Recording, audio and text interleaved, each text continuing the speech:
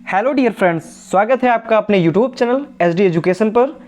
आज है 2 जुलाई 2024 और डेली की तरह रेगुलर की तरह आज भी हम बात करने वाले हैं टॉप करंट अफेयर्स क्वेश्चंस के बारे में, जो कि आने वाली आगामी किसी भी परीक्षा की अगर आप तैयारी कर रहे हैं तो यहाँ से क्वेश्चन पूछे जाने की पूरी संभावना है। आप निश्चिंत हो कि अगर आप हमारे रेगुलर व्यूवर्स हैं, आप हमारे रेगुलर स्टूडेंट हैं, रेगुलर बने हुए हैं, रेगुलर हमारी वीडियो देखते हैं, तो आपको डेफिनेटली लाभ मिलेगा, इसमें कोई भी संदेह नहीं है। तो लेकिन आप वीडियो शुरू से लेकर लास्ट तक जरूर देखिए और अगर वीडियो पसंद आती है तो वीडियो लाइक भी कीजिए, अपने दोस्तों के साथ वीडियो को अधिक से अधिक शेयर कीजिए और चैनल को सब्सक्राइब भी कीजिए ताकि आने वाली कोई भी वीडियो हो उसकी नोटिफिकेशन आप तक तुरंत पहुंचे। तो चलिए शुरू करते हैं हम आज के इस वीडियो करंट अफेयर्स क्वेश्चन के साथ। तो सबसे पहला क्वेश्चन है हमारा, हाल ही में राष्ट्रीय चिकित्सा दिवस कब मनाया गया? यानी कि नेशनल डॉक्टर्स डे, यानी कि राष्ट्रीय चिकित्सक दिवस यानी कि नेशनल डॉक्टर्स डे कब मनाया गया? तो ए ऑप्शन है 30 जून, बी ऑप्शन है 2 जुलाई, सी ऑप्शन है 1 जुलाई और डी ऑप्शन है 28 जून। तो इस प्रश्न का सही जवाब हो जाएगा ऑप्शन नंबर सी, यानी कि प्रत्येक वर्ष 1 जुलाई को राष्ट्रीय चिकित्सक दिवस या नेशनल डॉक्टर्स डे मनाया जाता है। बात करते हैं कि क्यों मनाया जाता है, किस लिए मनाया जाता है, इसके बारे में बात करेंगे। तो नेशनल डॉक्टर्स डे यानी कि राष्ट्रीय चिकित्सक दिवस यानी कि राष्ट्रीय चिकित्सक दिवस यह कब मनाया जाता है? प्रत्येक वर्ष 1 जून को मनाया जाता है। बात करते हैं राष्ट्रीय चिकित्सक दिवस क्यों मनाया जाता है, तो प्रसिद्ध डॉक्टर और बंगाल के जो दूसरे मुख्यमंत्री डॉक्टर विधान चंद्र राय, यानी कि इनको डॉक्टर विधान चंद्र राय, इनको बीसी यानी विधान चंद्र रॉय के नाम से भी इनको जानती हैं और ये डॉक्टर थे और उसके साथ साथ बंगाल के दूसरे मुख्यमंत्री भी ये बने थे और सभी डॉक्टरों के सम्मान में यह मनाया जाता है। इनका जन्म 1 जुलाई 1882 को हुआ था और इनका निधन 80 वर्ष की आयु में 1 जुलाई को ही 1962 में हो गया था। इसीलिए 1 जुलाई को राष्ट्रीय चिकित्सक दिवस मनाते हैं। ये समर्पित है डॉक्टर विधान चंद्र राय के लिए, क्योंकि 1 जुलाई को इनका जन्म भी हुआ था और 1 जुलाई को इनका निधन भी हो गया था। इस वर्ष के थीम की अगर बात की जाए तो थीम बहुत ही ज़्यादा इंपॉर्टेंट है। तो थीम 2024 की अगर बात करें तो हीलिंग हैंड्स केयरिंग हार्ट, यानी कि यह थीम है। ध्यान रखिए, अगर थीम छोटी होती है तो उसके पूछे जाने की संभावना बढ़ जाती है। तो जो अगर छोटी थीम है तो उसको जरूर याद कीजिए, जरूर अपने माइंडसेट में बिठा के रखिए, क्योंकि कई बार ऐसा होता है कि अगर लॉन्ग थीम है तो उसको पूछने में भी दिक्कत होती है एग्जामिनर को, लेकिन जो छोटी थीम होती है वो ऑप्शंस बनाने में भी काफ़ी आसान हो जाती है। तो इसीलिए छोटी थीम पूछे जाने की संभावना ज़्यादा होती है। तो इस वर्ष की थीम है राष्ट्रीय चिकित्सक दिवस की healing hands and caring hearts. तो ये थीम्स आप बिल्कुल भी मत भूलिएगा। बढ़ते हैं अपने अगले प्रश्न की ओर। हमारा अगला प्रश्न है, हाल ही में भारत का सबसे बड़ा तेंदुआ सफारी राज्य खोला गया, यानी कि कहां पर भारत का सबसे बड़ा तेंदुआ सफारी किस राज्य में खोला गया? तो ए ऑप्शन है केरल, बी ऑप्शन है बेंगलुरु, सी ऑप्शन है मध्य प्रदेश और डी ऑप्शन है तमिलनाडु। तो इस प्रश्न का सही जवाब हो जाएगा ऑप्शन नंबर बी, यानी कि बेंगलुरु में भारत का सबसे बड़ा तेंदुआ सफारी खोला गया है। आप यहाँ पे देख सकते हैं बन्नरघट्टा जो नेशनल पार्क है, यानी कि बेंगलुरु में, कर्नाटक के बेंगलुरु में जो बन्नरघट्टा नेशनल पार्क है, यहीं पर ही यह जो सफारी है यह खोली गई है, तेंदुआ सफारी। तो भारत का सबसे बड़ा और तीसरा तेंदुआ सफारी बेंगलुरु से 25 किलोमीटर दक्षिण में स्थित बन्नेरघट्टा जो जैविक उद्यान है वहां पर शुरू किया गया है। तो यह भारत का सबसे बड़ा होने वाला है और संख्या में बात की जाए तो भारत का ये तीसरा तेंदुआ सफारी होने वाला है, जो कि बेंगलुरु से 25 किलोमीटर दूर दक्षिण में बन्नेरघट्टा जो राष्ट्रीय उद्यान है वहां पर इसको स्थापित किया जा रहा है। बात करें तो हाल ही में शुरू किए गए इस सफारी में वर्तमान में 8 तेंदुए हैं। काफ़ी ज़्यादा इंपॉर्टेंट है, संख्या भी पूछ ली जाती है और भविष्य में इनकी संख्या बढ़ने की योजना भी है, यानी कि योजना भी बनाई जा रही है कि अभी 8 तेंदुए हैं, धीरे धीरे इनकी जो संख्या है उन संख्या में बढ़ोतरी की जाए। 20 हेक्टेयर में फैले इस सफारी को रेलवे बैरिकेड से सुरक्षित किया गया है और 4.5 मीटर ऊंची चैन लिंक जाली और हल्के स्टील की चादरों से घेरा गया है, ताकि यह सुरक्षित किया जा सके कि तेंदुए सीमाओं के भीतर ही रहे, यानी कि ताकि तेंदुए जो हों वो बाहर ना निकले, किसी प्रकार की कोई क्षति ना पहुंचे। इसीलिए इसको बहुत ही ज़्यादा कड़ी सुरक्षा के साथ में रखा गया है या बहुत ही कड़ी सुरक्षा बनाई गई है। अगले पॉइंट की अगर हम बात करें तो जो बेंगलुरु है तो एक कर्नाटक की राजधानी बेंगलुरु होती है। मुख्यमंत्री हैं सिद्धरमैया और राज्यपाल हैं थावर चंद गहलोत। राष्ट्रीय पक्षी होता है भारतीय रूलर, यानी कि जो कर्नाटक है तो कर्नाटक का भारतीय पक्षी होता है, राष्ट्रीय पक्षी होता है भारतीय रूलर। राजधानी है यहाँ की बेंगलुरु। मुख्यमंत्री हैं सिद्धरमैया और राज्यपाल हैं थावर चंद गहलोत। अगले प्रश्न की ओर बढ़ेंगे तो हमारा अगला प्रश्न है, हाल ही में किस टाइगर रिजर्व में वनाग्नि के लिए पहली उन्नति एआई प्रणाली शुरू की गई है? यानी कि जो जंगलों में, वनों में जो आग लग जाती है वो वनाग्नि कहलाती है, और इससे बचने के लिए, इससे सुरक्षा प्रदान करने के लिए एआई का सहारा लिया गया है, यानी कि आर्टिफिशियल इंटेलिजेंस को अपनाया जाएगा। इसकी प्रणाली है, तो इसकी सहायता से वनाग्नि के लिए पहली उन्नत एआई प्रणाली शुरू की है। तो किस टाइगर रिजर्व में यह शुरू किया गया है? तो ए ऑप्शन है Kanha tiger reserve, B option है Pench tiger reserve, C option Manas tiger reserve और डी ऑप्शन है दुधवा टाइगर रिजर्व। तो इस प्रश्न का सही जवाब है ऑप्शन नंबर बी, यानी कि पेंच टाइगर रिजर्व जो है यहाँ पर वनाग्नि के लिए पहली उन्नति एआई प्रणाली शुरू की जाएगी। ये वनाग्नि आप यहाँ पे देख सकते हैं, जंगलों में बहुत ही भीषण आग लग जाती है। काफ़ी जब गर्मी का सीजन आता है तो वहाँ पर बहुत भयंकर तरीके से आग लग जाती है, जिससे जंगल को तो नुकसान होता ही है, वहाँ के जो जानवर होते हैं उनको भी का भारी नुकसान होता है। विभिन्न प्रकार की जो वनस्पतियाँ होती हैं वो नष्ट हो जाती हैं। कुछ रेयर पेड़ पौधे ऐसे होते हैं जो कि संकटग्रस्त होते हैं और काफ़ी ज़्यादा फायदेमंद होते हैं, वो भी नष्ट हो जाते हैं। कई तो पूरी प्रजातियां ही नष्ट हो जाती हैं, तो काफ़ी ज़्यादा नुकसान होता है वन में, जो जंगलों में जो आग लग जाती है। तो इसको रोकने के लिए एआई प्रणाली का सहारा लिया जा रहा है। तो महाराष्ट्र के पेंच टाइगर रिजर्व, यानी कि महाराष्ट्र में जो पेंच टाइगर रिजर्व है, यहाँ पर वनाग्नि का शीघ्र पता लगाने के लिए उन्नत कृत्रिम बुद्धिमत्ता या आर्टिफिशियल इंटेलिजेंस प्रणाली शुरू की है, जो वनाग्नि प्रबंधन में एक महत्वपूर्ण कदम है। जो कि वनाग्नि क्यों लगती है, वन में आग क्यों लग जाती है, कैसे इसकी रोकथाम की जा सकती है, कैसे इससे बचा जा सकता है, इन सभी से सुरक्षा प्रदान करने के लिए एआई या आर्टिफिशियल इंटेलिजेंस का सहारा लिया जाएगा। बढ़ते हैं अपने अगले प्रश्न की तरफ। तो हमारा अगला प्रश्न है, हाल ही में दक्षिण कोरिया, जापान और किस देश ने त्रिपक्षीय बहुडोमेन अभ्यास शुरू किया? यानी कि एक अभ्यास शुरू हुआ जिसमें दक्षिण कोरिया, जापान और एक और देश यानी कि अमेरिका। तो ऑप्शन सी सही होगा। क्वेश्चन नंबर 4 का सही ऑप्शन हो जाएगा ऑप्शन नंबर सी, यानी कि अमेरिका, दक्षिण कोरिया और जापान, इन देशों ने मिलकर के त्रिपक्षीय बहुडोमेन अभ्यास शुरू किया है। आप यहाँ पर देख सकते हैं, south Korea, US and Japan launch first trilateral multi domain exercise, यानी कि त्रिपक्षीय बहुक्षेत्रीय अभ्यास फ्रीडम एज का इन्होंने उद्घाटन किया है, या यह अभ्यास जारी हो चुका है। तो जापान, दक्षिण कोरिया और संयुक्त राज्य जो अमेरिका है, उसने 27 जून को एक त्रिकोणीय बहुक्षेत्रीय अभ्यास फ्रीडम एज का उद्घाटन किया।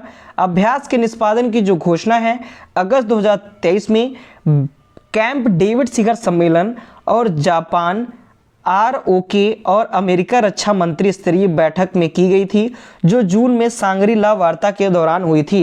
यानी कि जो जून में सांग्री ला वार्ता हुई थी उसके दौरान इस अभ्यास की घोषणा की गई थी 2023 में कैंप डेविड शिखर सम्मेलन में, जिसमें जापान, आरओके और अमेरिका की जो रक्षा मंत्री स्तरीय बैठक थी उसमें इसकी जो अभ्यास की जो घोषणा थी वह की गई थी। तो बढ़ते हैं अपने अगले प्रश्न की ओर। हमारा अगला प्रश्न है, हाल ही में प्लास्टिक बेस्ड रोड वाला दूसरा मिलिट्री स्टेशन कौन बना? यानी कि यहाँ पर जो रोड बनाई गई है यह प्लास्टिक की बनाई गई है। जो प्लास्टिक बच जाती है, जो भी प्लास्टिक का जो अपशिष्ट होता है वो, क्योंकि प्लास्टिक ऐसी होती है जो कि कभी सड़ती नहीं है, कभी गलती नहीं है, तो इसीलिए इसका यूज करने के लिए, इसको अच्छे से इस्तेमाल करने के लिए प्लास्टिक की एक रोड बनाई गई, जो कि ये दूसरी रोड है प्लास्टिक वेस्ट रोड। तो ये कहाँ पर बनाई गई? मिलिट्री स्टेशन पर। तो ये तो कौन सा बना है मिलिट्री स्टेशन जहाँ पर यह बनाई गई है? तो फर्स्ट ऑप्शन है दिल्ली, बी ऑप्शन है जयपुर, सी ऑप्शन है चेन्नई और डी ऑप्शन है पटना। तो इस प्रश्न का सही जवाब हो जाएगा ऑप्शन नंबर बी, यानी कि जयपुर में प्लास्टिक वेस्ट जो दो रोड है वो रोड का दूसरा मिलिट्री स्टेशन जयपुर बन गया है। आप यहाँ पे देख भी सकते हैं, यहाँ पर ये रोड बनाई गई है। और जयपुर सैन्य स्टेशन भारत में दूसरा सैन्य स्टेशन बन गया है जिसमें प्लास्टिक कचरे से बनी सड़क बनाई गई है, यानी कि जो प्लास्टिक है, प्लास्टिक के जो भी अपशिष्ट हैं उनसे मिला करके, उनके कचरे से मिला करके यह सड़क बनाई गई है। इस सड़क का जो उद्घाटन है वो 26 जून 2024 को मेजर जनरल RS गोदरा 61 सब एरिया के जनरल ऑफिसर कमांडिंग के द्वारा किया गया था। यानी कि इसका उद्घाटन किसने किया? तो RS गोदरा जो हैं, जो कि मेजर जनरल हैं और 61 सब एरिया के जनरल ऑफिसर कमांडिंग हैं, इनके द्वारा इसका उद्घाटन किया गया 26 जून 2024 को। आगे हम बात करते हैं प्लास्टिक अपशिष्ट सड़क वाला पहला सैन्य स्टेशन। तो पहला सैन्य स्टेशन असम के गुवाहाटी में नारंगी सैन्य स्टेशन था जिसे 2019 में बनाया गया था। तो अगर फर्स्ट स्टेशन की बात की जाए तो असम के गुवाहाटी में नारंगी सैन्य स्टेशन कब बना? 2019 में। और दूसरे स्टेशन की बात की जाए तो जयपुर सैन्य स्टेशन, जो कि दूसरा सैन्य स्टेशन है, और ये कब बना, इसका उद्घाटन कब किया गया? तो 26 जून 2024 को इसका उद्घाटन किया गया। आगे बढ़ते हैं, हमारा अगला क्वेश्चन है, हाल ही में high speed expendable aerial target Abhyas का विकास परीक्षण कहां पूरा हुआ? तो ए ऑप्शन है आंध्र प्रदेश, बी ऑप्शन है हिमाचल प्रदेश, सी ऑप्शन है ओडिशा और डी ऑप्शन है राजस्थान। तो इस प्रश्न का सही जवाब हो जाएगा ऑप्शन नंबर सी, यानी कि ओडिशा में high speed expendable aerial target जो अभ्यास है, तो इस अभ्यास के विकास का परीक्षण पूरा हो गया है। अभ्यास नाम से एक high speed expendable aerial target बनाई गई है, तो इसका ये क्या, इसका विकास जो है, इस विकास जो परीक्षण है वह पूरा हुआ है उड़ीसा में। आप यहाँ पे देख सकते हैं, India successful test Abhyas high speed expendable aerial target, यानी कि यह जो एरियल टारगेट है ये बहुत ही हाई स्पीड है, इसकी बहुत ही तेज रफ्तार है और इसका नाम रखा गया है अभ्यास, और इसका टेस्ट जो है वो सफलतापूर्वक हो गया है। तो रक्षा अनुसंधान और विकास संगठन यानी कि DRDO ने एकीकृत परीक्षण रेंज ITR चांदीपुर ओडिशा से बेहतर बूस्टर कॉन्फ़िगरेशन के साथ high speed expendable aerial target, यानी कि इसे हीट भी बोलते हैं, क्या बोलते हैं? Heat. H for high speed, E for expendable, A for aerial और T फॉर टारगेट। हीट नाम क्या है? अभ्यास के लगातार 6 विकास परीक्षणों को सफलतापूर्वक पूरा कर लिया गया है, यानी कि जो अभ्यास नाम से जो हीट प्रोग्राम बनाया गया है उसको उसका सफलतापूर्वक परीक्षण हो गया है। बढ़ते हैं अगली पॉइंट की तरफ, DRDO के बारे में जानते हैं। तो DRDO की स्थापना 1958 में हुई थी। मुख्यालय इसका DRDO भवन नई दिल्ली में। DRDO के विमान डिजाइन की बात की जाए तो DRDO निशांत, DRDO लक्ष्य और DRDO अवतार, ये इसके विमान। आगे हम बात करते हैं तो DRDO के अध्यक्ष कौन हैं? तो वर्तमान में DRDO के अध्यक्ष है समीर वी कामत। कर्मचारी इसमें 30,000 लगभग हैं DRDO में, जिसमें से 5,000 वैज्ञानिक हैं, यानी कि वैज्ञानिकों की संख्या 5,000 है और टोटल कर्मचारी कितने हैं? 30,000 कर्मचारी इसके अंतर्गत आते हैं। बढ़ते हैं अपने अगले प्रश्न की ओर। हमारा अगला प्रश्न है, हाल ही में कौन 12वें विश्व हिंदी सम्मान से सम्मानित हुई हैं? यानी कि जो 12वां विश्व हिंदी सम्मान आयोजन हुआ, इसमें इस 12वें हिंदी सम्मान से किस विश्व हिंदी सम्मान से किसे सम्मानित किया गया? तो ए ऑप्शन है ममता कालिया, बी ऑप्शन है नसीरा शर्मा, सी ऑप्शन है डॉक्टर उषा ठाकुर और डी ऑप्शन है मेघना अहलावत। तो इस प्रश्न का सही जवाब हो जाएगा ऑप्शन नंबर सी, यानी कि डॉक्टर उषा ठाकुर को 12वें विश्व हिंदी सम्मान से सम्मानित किया गया है। आप यहाँ पे आर्टिकल में भी देख सकते हैं, नेपाल भारत साहित्य समारोह के अंतर्गत साहित्य संवाद, और इसमें हुआ doctor Usha Thakur receive prestigious जो अवार्ड है 12th विश्व हिंदी सम्मान। तो डॉक्टर जो उषा ठाकुर हैं इनको इस सम्मान से सम्मानित किया गया है।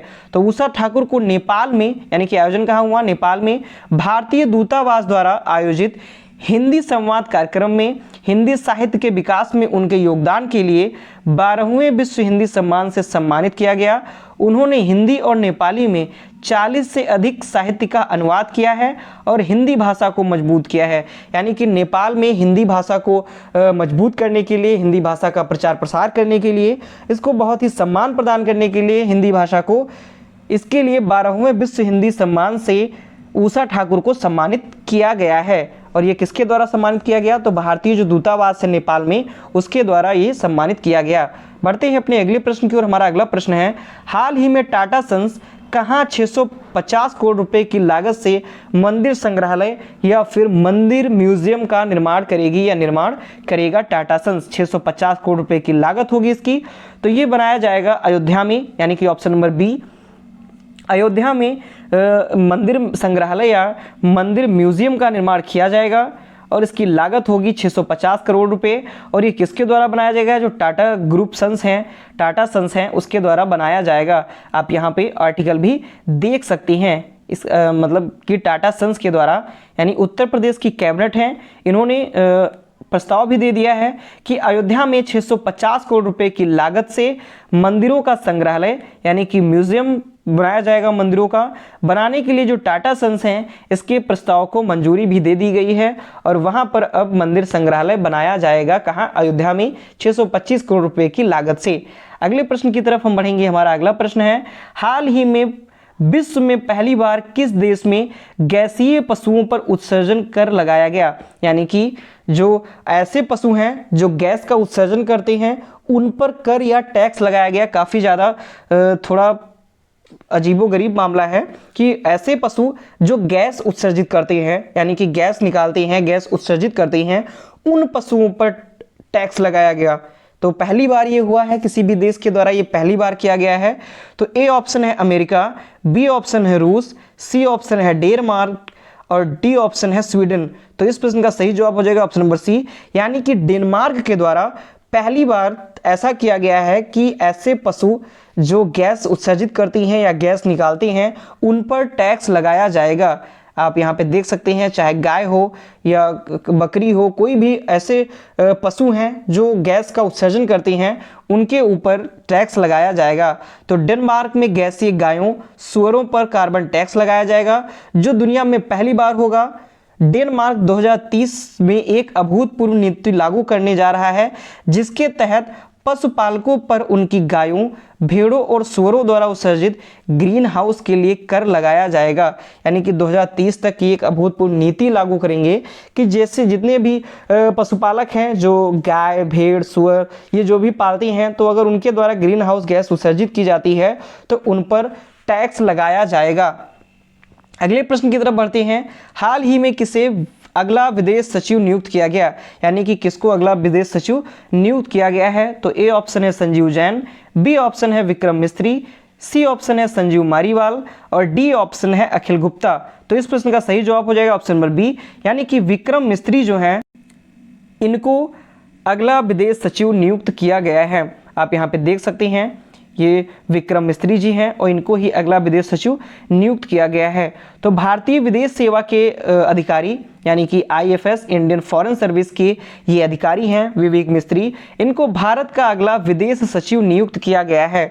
1989 बैच के आईएफएस अधिकारी हैं। तो ये जो विक्रम मिस्त्री जी हैं, ये किसका स्थान लेंगे? तो ये विनय क्वात्रा जी के स्थान पर आएंगे। पहले विदेश सचिव जो इससे पहले थे वो विनय क्वात्रा जी थे और अब नए स्थान पर यानी कि नया सचिव विक्रम मिस्त्री जी को बनाया गया है। जो विनय क्वात्रा हैं, ये अब यहाँ से कहाँ जाएंगे? तो विनय क्वात्रा को अमेरिका में भारत के राजदूत के रूप में नियुक्त किए जाने की संभावना है। यानी कि अमेरिका में इनको भारत का राजदूत नियुक्त किया जाएगा विनय क्वात्रा को, और इनका स्थान जो है विदेश सचिव का जो स्थान है वो किसको दिया जाएगा? वो विक्रम मिस्त्री को दिया जाएगा। तो ये थे आज के हमारे most important current affairs questions, जो कि बहुत ही इंपॉर्टेंट हैं आने वाले किसी भी एग्जाम के लिए। अगर वीडियो आपको पसंद आती है तो वीडियो को लाइक जरूर करें, अपने दोस्तों के साथ अधिक से अधिक शेयर करें और हमारे चैनल को सब्सक्राइब भी करें। धन्यवाद।